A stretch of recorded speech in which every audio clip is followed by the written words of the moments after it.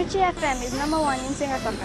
और किसके सुनिए यार, हमारा एक सच्चा साथी है मिर्ची एफएम लंबा साथी. I love Mirchi FM. It's so hot.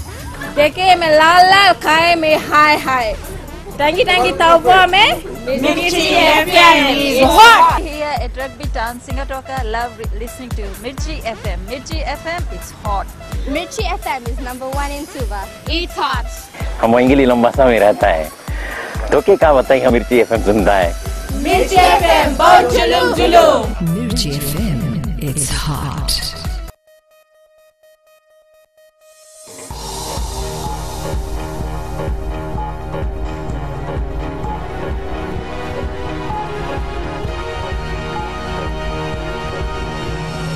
Tonight, Education PS in denial over school not teaching vernacular. Fishing vessel runs aground outside Suva Harbour. And Australia okay with Fiji-China relations.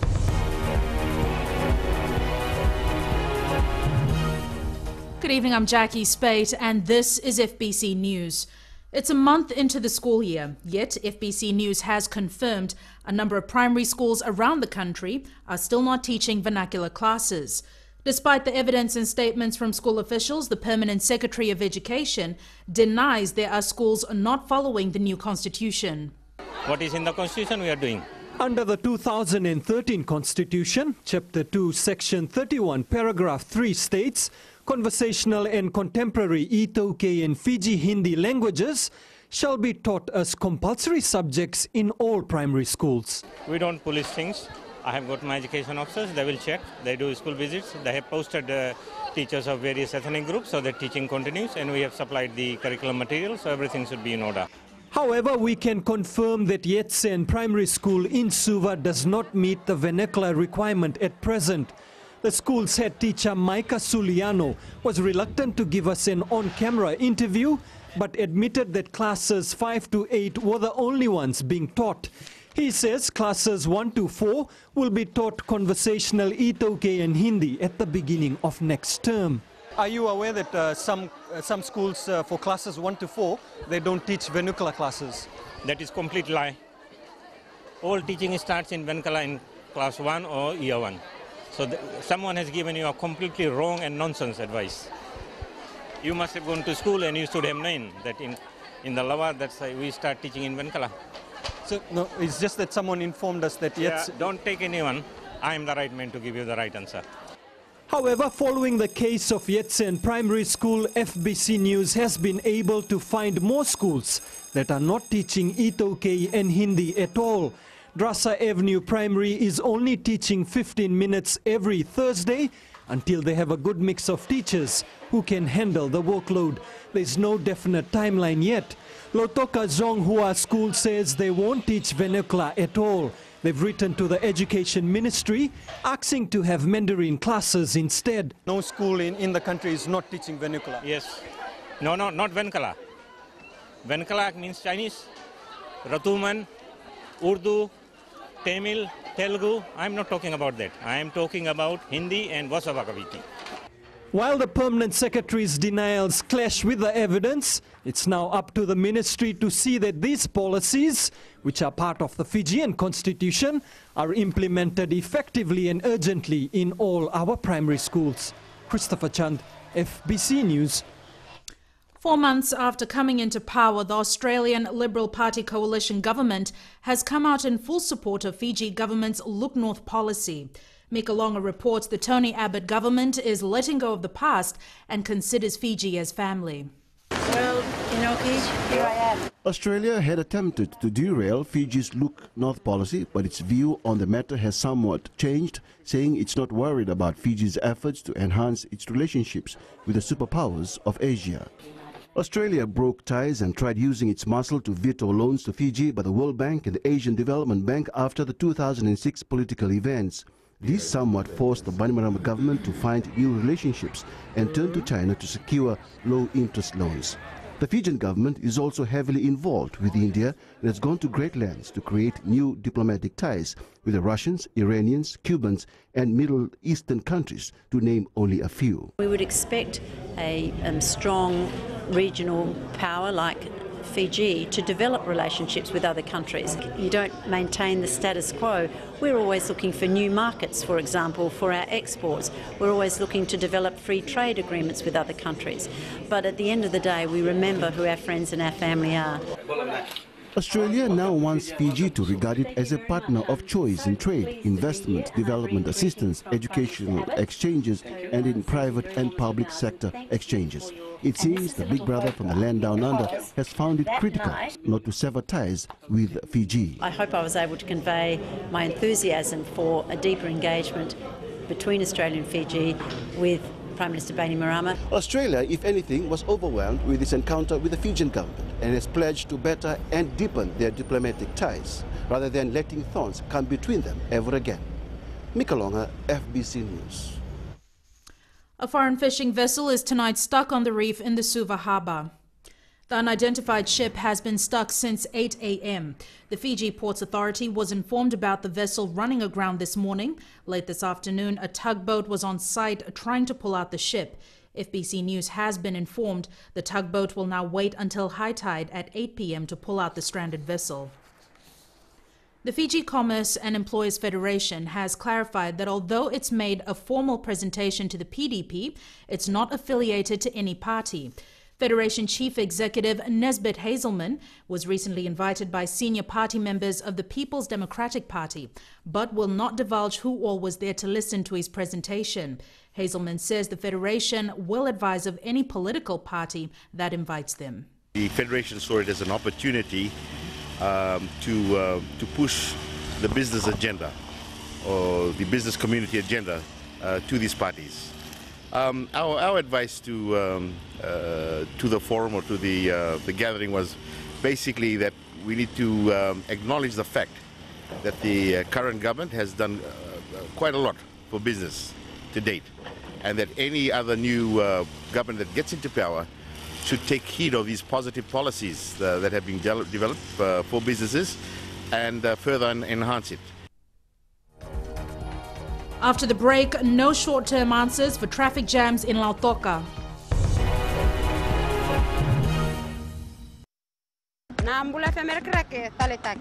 Gonga elambasa Mbula FM number 2 na sere. Ndo talita kana borong na Mbula FM number 2 na sere su. Au wait tu geraki au rebo tu ni stima au ndo talita kana borong na Mbula. Bola bina Fiji Mbula FM number 2 esenga toka. Bola bina era noga Mbula FM number 2 tikoga. Mbula FM number 2 na sere.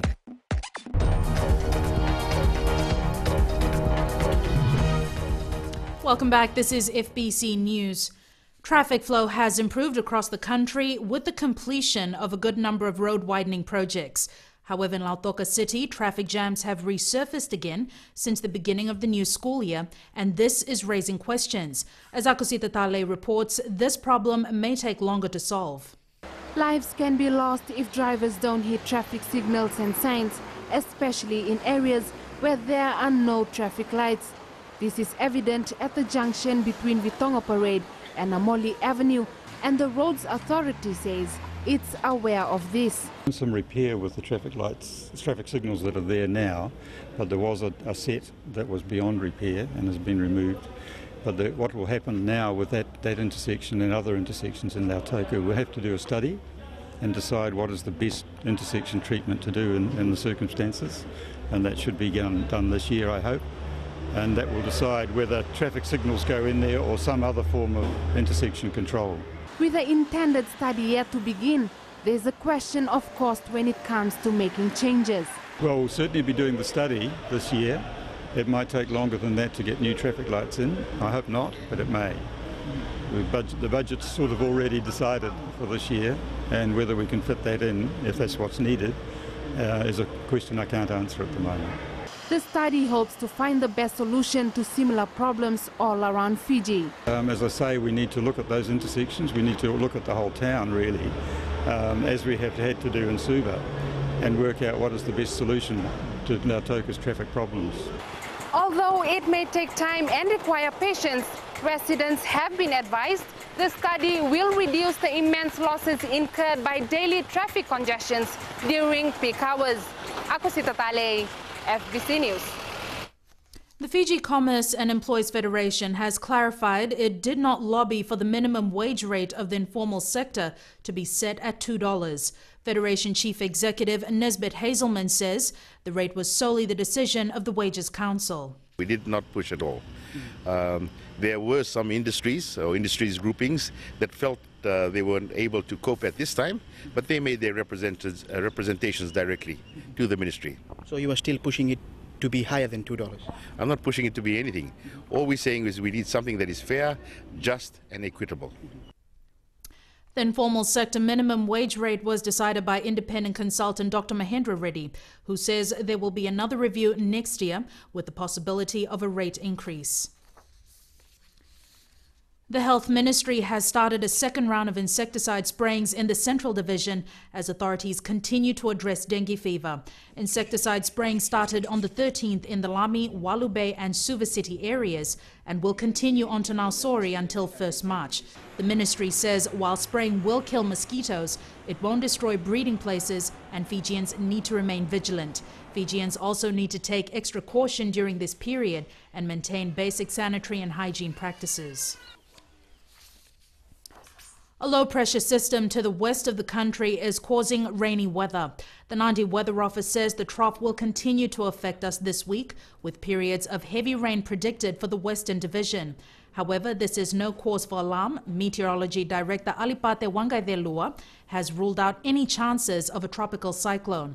He adds there is no threat of major flooding, even though the system will be lying near the country over the next few days. But as far as sunshine, there will be breaks here and there as we move through the week.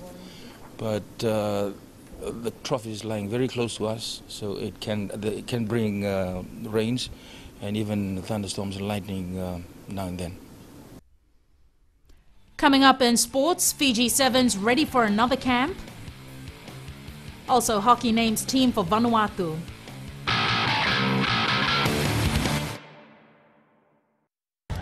Today FM is #1 here in Singatoka.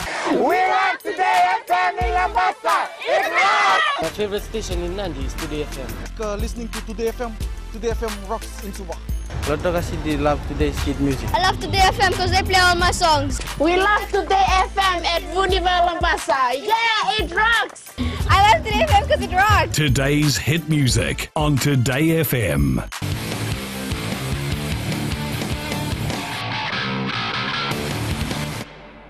Welcome back. This is FBC Sports.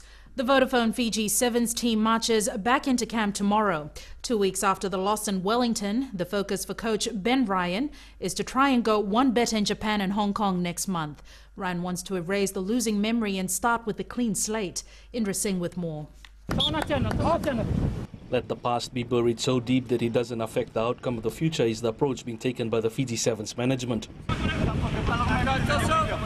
Could have obviously had a better outcome if we'd done better on a few different areas, but that's in the past now, and it's great that we're still in third place. It is a big gap between us and South Africa and New Zealand, but 24 games left. It's just up to us to do as well as we possibly can with those remaining games. Fiji's last impressive outing was in Dubai, and 2 months on, the replay of such a devastating performance is being demanded again by the rugby faithful. Obviously going to try our best to get all the boys fit for contention for places, but there's one or two that are going to be touch and go, and at the same time competition's there, and Maris Sevens provides a platform really for allowing us to see what other talent's there, as well as, you know, the other tournaments that are going on in these next few weeks. So I'll be keeping a close eye on all of those. Ryan's tenure as coach has been a bumpy ride with pay issues, player availability and unfavourable results, but this hasn't downed the spirits of the Englishman. We're hoping to have around 20 that are active. You know, there's I think 21 or 22 that we're going to name for training camp tomorrow. So there's a few walking wounded, but we're a month away still from naming the side, so time for those guys to heal. To soften the blow from Wellington, Ryan has just over a month to get his jigsaw puzzle sorted. Can he find the right pieces to ensure a win is not far away remains the question. Indra Singh, FBC Sports. Suva maintains its lead on the Fiji Sun Skipper Tuna National Football League points table. Following yesterday's 1-0 win over Nandronga, the side has 15 points from 5 matches. Nandi is second, while Ba is third. This coming weekend, Suva and Nandi do battle in the jet set town, while Rewa plays Lambasa. On Sunday, Ba takes on Lautoka, while Nandronga meets Navua. 2 weeks remain before the start of hockey's Olympic Youth Qualifiers in Vanuatu. With the withdrawal of Samoa and Papua New Guinea, Fiji women's side is in a good position to qualify for the Oceania region. All they have to do now is aim for a top 2 finish in the tournament so they can book their tickets to China in August. Elena McDonald reports. This outfit won't be taking any short corners when they face New Zealand and Vanuatu. You know, we should really now go harder because it would mean a lot if we took New Zealand out at this level. It would just give us enormous confidence, and there's really no way the girls can't do it. Led by national women's rep Lala Ravatu, the side is made up of players who defeated a touring Australian country team in January and has organisers labelling Fiji as the tournament favourites. The climate should suit us, you know, we should have all that on our side. But the one thing with the Kiwis and the Vanuatu people will be playing in front of their home crowd, so they're going to want to be impressive. And with the Kiwis, they don't like losing to the Pacific. Young skipper Sam Veitamana says they won't let 3 months of hard work go to waste. They want to be Oceania champs. They've put that fact behind them that, you know, we've lost the opportunity to go to Nanjing so far. The 2 teams are the future of Fiji hockey, and just like their seniors, they're aiming to become Oceania's best. And a good outing in Vanuatu and hopefully in China will do just that. Elena McDonald, FBC Sports.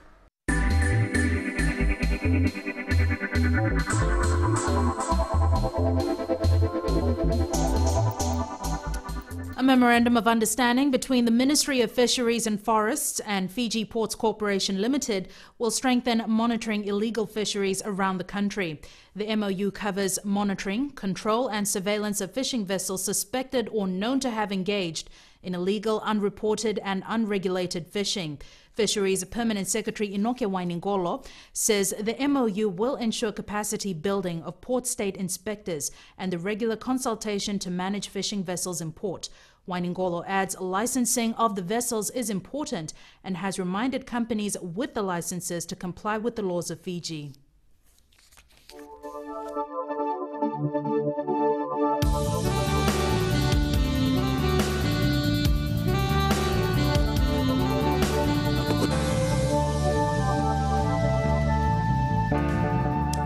Weather time now, and not the best way to start the week, Jen.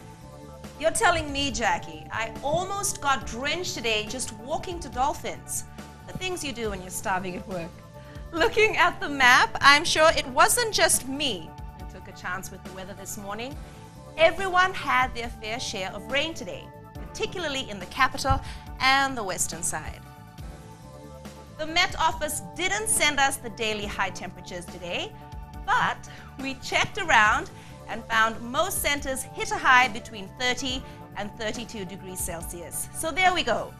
32 degrees for everyone and 31 for Suva.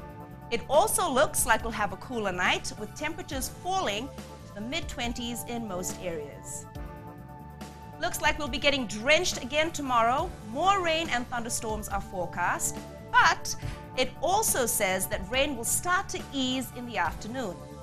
I guess that means no one really knows, so take an umbrella with you just in case. First one for the week, a gorgeous sunset in Udiwainandi. Look at those colors. Even a nearsighted person like me could see that from a mile away, and that's without the glasses. Thanks so much for that, Genevieve. Recapping the headlines. Education PS in denial over school not teaching vernacular.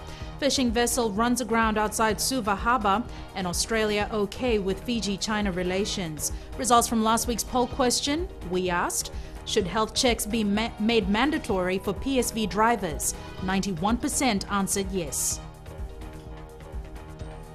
This week's question: is there a need to review bank and finance sector fees and charges?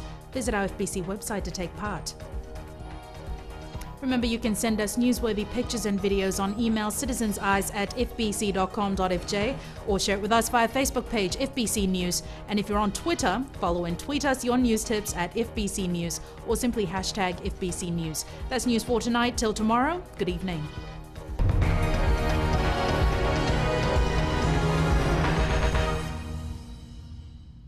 Gold FM is #1 here in Sigatoka.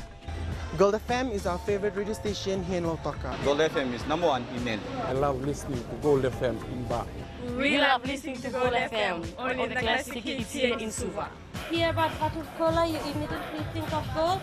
I'm Josephine Sabi and I love hearing Gold FM. Gold FM, only the classic hits.